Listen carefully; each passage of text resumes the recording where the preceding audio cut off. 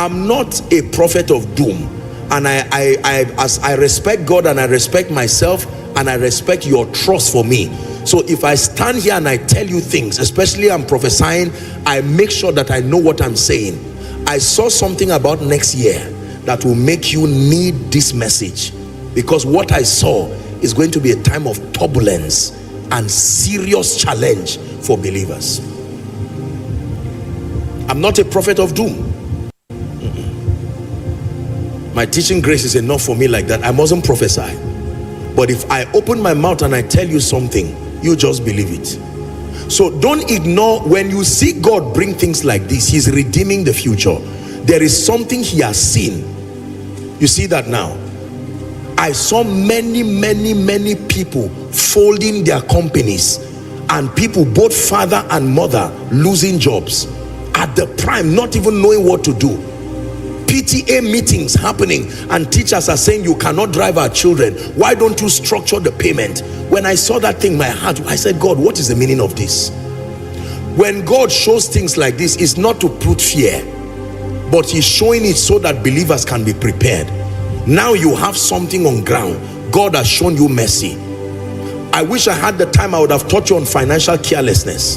There are people who are going to spend everything God gave them this December and then suffer by January. Hear this, servant of God, don't. There is nowhere written in the Bible that if you don't eat cow and chicken, you will not commemorate the birth of Jesus. Live a modest and a decent life within your means. Are we together now? Remember the dream of Joseph. 7 years of plenty.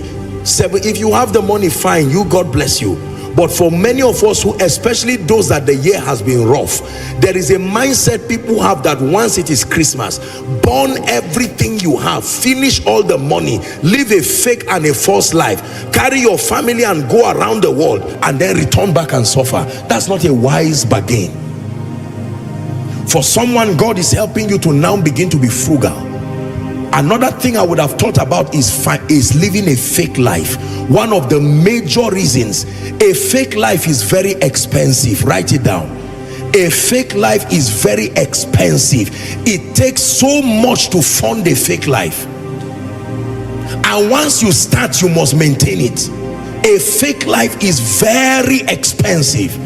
If you are not there, you are not there. You can start gradually with the dignity of kingdom integrity. A fake life is expensive. Don't try to buy a car that is not yet your level.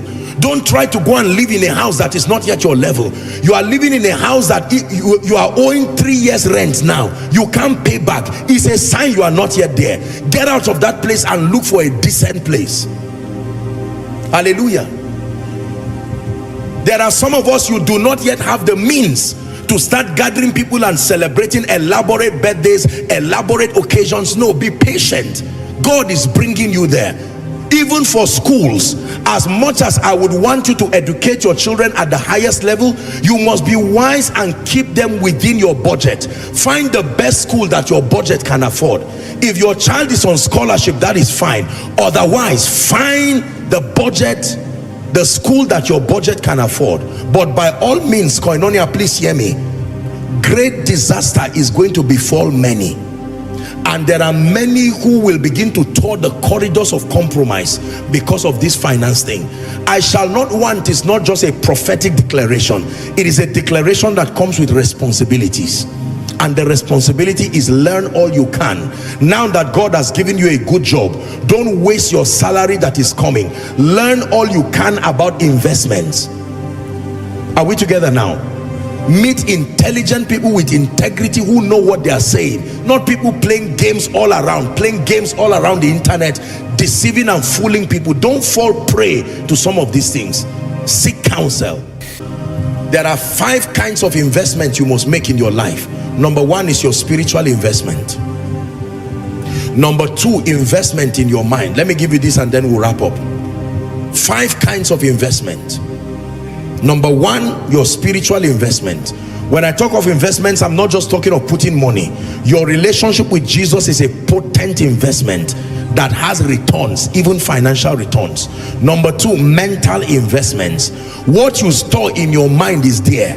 You don't need to refrigerate it, you don't need to warm it. It is there and will always be ready to be delivered when needed.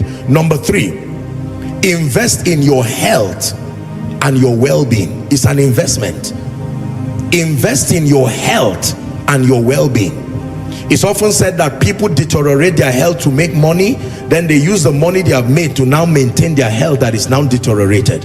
Don't be like that. Invest in your health and your wellness. Number 4, invest in strategic relationships.